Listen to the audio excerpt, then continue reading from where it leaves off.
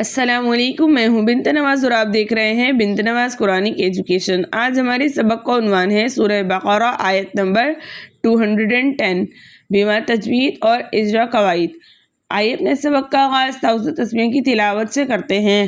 اعوذ باللہ من الشیطان الرجیم، بسم اللہ الرحمن الرحیم۔ هل ينظرون إلا أن يأتيهم الله في ظلل من الغمام والملائكة وقضي الأمر وإلى الله ترجع الأمور۔ هل ينظرون، ہاں کے اوپر زبر ہے، بغیر کھینچے بغیر جھٹکا دیے متوسط اور معروف طریقے سے پڑھتے، لیکن آگے لام ساکن ہے۔ ساکن حرف پڑھنے سے پہلے متحرک حرف سے مل کر ایک مرتبہ پڑھا جاتا ہے۔ ساکن حرف کی آواز کے مخرج میں رک جاتی ہے۔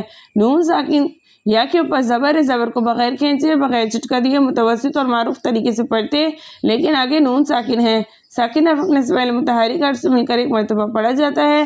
اس کے علاوہ نون ساکن کے بعد بقیہ بچے 15 حروفوں میں سے غا آ رہا ہے، اس لیے یہاں پہ اخفا کا قاعدہ ہوگا، یعنی ہم ناک میں گنگنی سی آواز کو چھپا کے اس طرح پڑھیں گے کہ نہ کامل ادغام ہو اور نہ کامل اظہار ہو، بلکہ دونوں کی درمیانی حالت ہو۔ را کے اوپر پیش ہونے کی وجہ سے اس را کو ہم موٹا پڑھیں گے۔ واو ساکن اس سے پہلے کسی بھی حرف کے اوپر پیش ہو، ایسا واو مدہ کہلاتا ہے۔ واو مدہ کو 2 حرکت کی مقدار کھینچ کر پڑھتے ہیں۔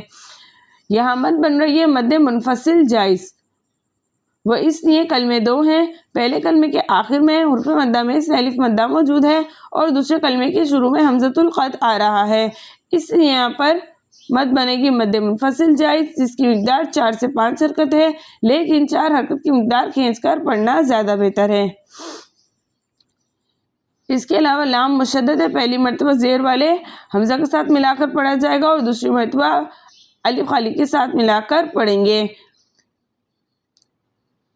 نون ساکن کے بعد ینمو کے متحرک حرفوں میں سے یا آ رہا ہے، تو ہم نون ساکن کو یا سے ملا کے اس طرح پڑھیں گے کہ دونوں ایک ساتھ مشدد ادا اور حرکتین مقدار غنہ بھی کریں گے، اور اس قاعدے کا نام ہوگا ادغام مع الغنہ۔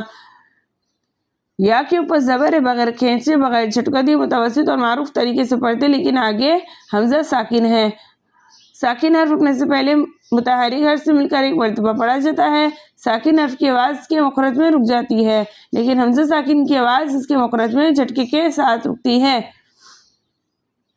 یہاں اجتماعی ساکنین فی کلمتین کا دوسرا طریقہ ہو رہا ہے، وہ اس لیے کہ اصل میں کلمہ تھا ان یأتیہم اللہ، تو پہلا ساکن جمع کی میم، دوسرا ساکن حمزۃ الوصل، تیسرا ساکن اسلام مشدد میں چھپا لام ساکن۔ اب ان تینوں کو ایک ساتھ پڑھنا ناجائز تھا، اس کو جائز کرنے کے لیے اجتماعی ساکنین فی کلمتین کے دوسرے طریقے کے مطابق ہم نے جمع کی میم کو پیش دے دیا۔ حمزۃ الوصل درمیانی کلام میں آنے کی وجہ سے حذف ہو گیا۔ اب اسلام مشدد میں چھپے لام ساکن کو ہم پیش والے میم کے ساتھ ملا کر پڑھیں گے۔ اس کے علاوہ لام کے اوپر کھڑا ملا کر پڑھیں گے۔ اس کے علاوہ لفظ اللہ کی لام سے پہلے پیش ہے، اس لیے لفظ اللہ کی لام کو ہم موٹا پڑھیں گے۔ لام کے اوپر کھڑا زبر ہے، 2 حرکت کی مقدار کھینچ کر پڑھا جائے گا۔ یا مدہ ہے، 2 حرکت کی مقدار کھینچ کر پڑھی جائے گی۔ لام کے نیچے 2 زیر کی تنوین ہے اور 2 زیر کی تنوین کے بعد ینمو کے متحرک حرفوں میں سے میم آ رہا ہے، تو ہم تنوین میں چھپے نون ساکن کو میم سے ملا کر اس طرح پڑھیں گے کہ دونوں ایک ساتھ مشدد ادا ہوں اور حرکتین مقدار غنہ بھی کریں گے، اور اس قاعدے کا نام ہوگا ادغام مع الغنہ۔ یہاں اجتماعی ساکنین فی کلمتین کا چوتھا طریقہ ہو رہا ہے، وہ اس لیے کہ اصل میں کلمہ تھا من الغمامی، ٹھیک ہے؟ تو پہلا ساکن من کا نون، دوسرا ساکن حمزۃ الوصل، تیسرا ساکن یہ لام ساکن۔ اب ان تینوں کو ایک ساتھ پڑھنا ناجائز تھا، اس کو جائز کرنے کے لیے اجتماعی ساکنین فی کلمتین کے چوتھے طریقے کے مطابق ہم نے من کے نون کو زبر دے دیا۔ حمزۃ الوصل درمیانی کلام میں آنے کی وجہ سے حذف ہو گیا۔ اب اس لام ساکن کو ہم زبر والے نون کے ساتھ ملا کر پڑھیں گے۔ الف مدہ ہے، 2 حرکت کی مقدار کھینچ کر پڑھا جائے گا۔ لام ساکن ہے، زبر والے واو کے ساتھ ملا کر پڑھیں گے۔ یہاں مد بن رہی ہے مد متصل واجب، وہ اس لیے کلمہ ایک ہے، کلمے میں حرف مدہ میں سے الف مدہ کے قائم مقام کھڑے زبر کے بعد حمزۃ القطع آ رہا ہے، اس لیے یہاں پر مد بنے گی مد متصل واجب، جس کی مقدار 4 سے 5 حرکت ہے، لیکن 5 حرکت کی مقدار کھینچ کر پڑھنا زیادہ بہتر ہے۔ یہ حمزہ حمزۃ الوصل درمیانی کلام میں آنے کی وجہ سے حذف ہو جائے گا۔ ہم لام ساکن کو زبر والی یا کے ساتھ ملا کر پڑھیں گے، میم ساکن ہے زبر والے حمزہ کے ساتھ ملا کر پڑھا جائے گا۔ اس کے علاوہ میم ساکن کے بعد بقیہ بچے 26 حروفوں میں سے رو آ رہا ہے، تو ہم میم ساکن کو اس کے مخرج و صفات کے ساتھ خوب ظاہر کر کے پڑھیں گے، اور اس قاعدے کا نام ہوگا اظہار شفوی۔ کے علاوہ رو کے اوپر پیش ہے، اس لیے اس رو کو ہم موٹا پڑھیں گے۔ حالت وقف میں رو کی پیش حذف ہو جائے گی، رو ساکن ہو جائے گا اور وقف بنے گا وقف بالاسکان۔ حالت وقف میں بھی ہم رو کو موٹا پڑھیں گے، کیونکہ رو ساکن ما قبل حرف ساکن ما قبل حرف مفتوح ہے، یعنی رو ساکن سے پہلے والا حرف ساکن ہے اور اس سے پہلے والے حرف کے اوپر زبر ہے، اس لیے ہم حالت وقف میں بھی رو کو موٹا پڑھیں گے۔ تو ہم کیسے پڑھیں گے؟ هل ينظرون إلا أن يأتيهم الله في ظلل من الغمام والملائكة وقضي الأمر وإلى الله ترجع الأمور۔ واو کے اوپر زبر بغیر کھینچے، بغیر چٹکدی متوسط اور معروف طریقے سے پڑھیں گے۔ حمزہ کے نیچے زیر بغیر کھینچے، بغیر چٹکدی متوسط اور معروف طریقے سے پڑھا جائے گا۔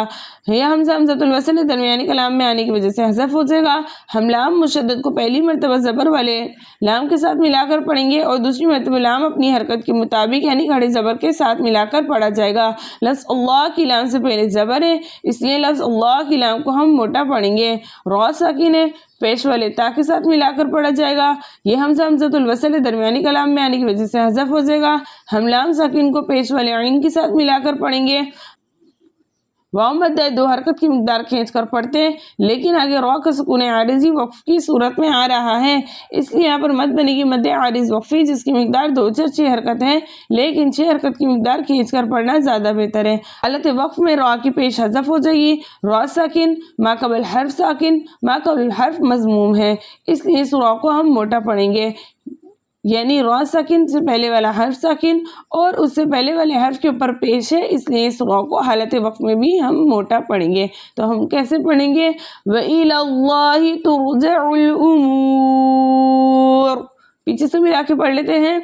هَلْ يَنظُرُونَ إِلَّا أَن يَأْتِيَهُمُ اللَّهُ فِي ظُلَلٍ مِّنَ الْغَمَامِ والملائكة وقضي الأمر وإلى الله ترجع الأمور۔ صدق الله العلي العظيم۔